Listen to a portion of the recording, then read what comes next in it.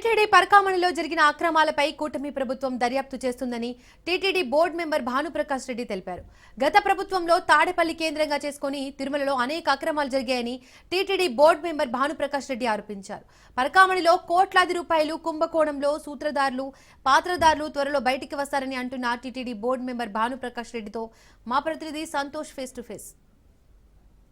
అక్రమాలపై ఇప్పటికే హైకోర్టు అయితే కనుక సీరియస్ అవడంతో పాటు గతంలో నుంచి కూడా ఇటు భానుప్రకాష్ రెడ్డి అయితే అనేక ఆరోపణలు చేస్తున్నటువంటి పరిస్థితులు కూడా కనబడుతూ ఉన్నాయి. ప్రస్తుతం అయితే కనుక కూటమి ప్రభుత్వం అధికారంలోకి వచ్చిన అనంతరం కూడా ఈ యొక్క పరకామణి విషయాన్ని అయితే కనుక సీరియస్గా తీసుకోవడం కూడా జరుగుతూ ఉంది. ప్రస్తుతం TTD board member BJP senior నేత భానుప్రకాష్ రెడ్డి మనతో ఉన్నారు. వారితో మాట్లాడించే ప్రయత్నం చేద్దాం. సార్, కూటమి ప్రభుత్వం అధికారంలోకి వచ్చిన తర్వాత లడ్డూ తయారీ దగ్గర నుంచి ఇప్పుడు ప్రస్తుతం పరకామణిలో జరిగినటువంటి అక్రమాలపై ఏ విధంగా ఇటు నిర్ణయాలు తీసుకోబోతా ఉంది, అదేవిధంగా హైదరాబాద్లో జరిగేటువంటి రౌండ్ టేబుల్ సమావేశంలో ఏదైనటువంటి అంశాలను అయితే కనుక అజెండా ఏ విధంగా ఉండబోతుంది?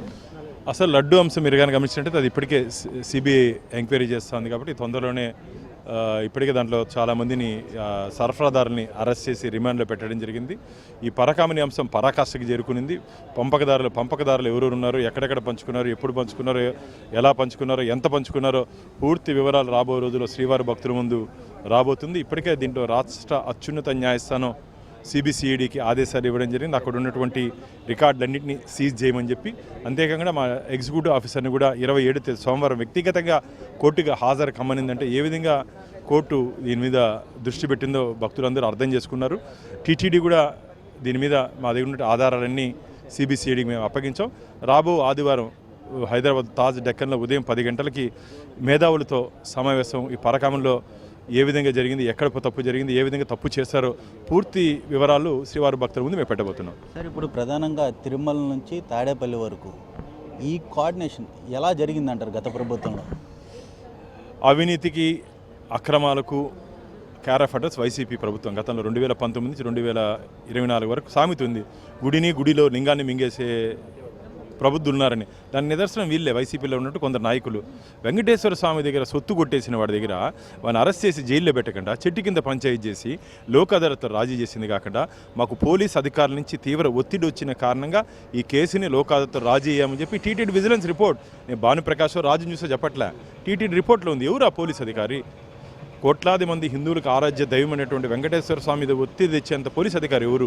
అందుకని నేను చెప్తున్నా, గతంలో వైసీపీ ప్రభుత్వంలో వైసీపీ ఐపీసీ సెక్షన్లో పనిచేయలేదు, వైసీపీ సెక్షన్ మాత్రమే పనిచేసాయి. సార్, ఈ తిరుమల పరకామణిలో ఎంత మేరకు అవినీతి జరిగిందని చెప్పి మీరు భావిస్తారు?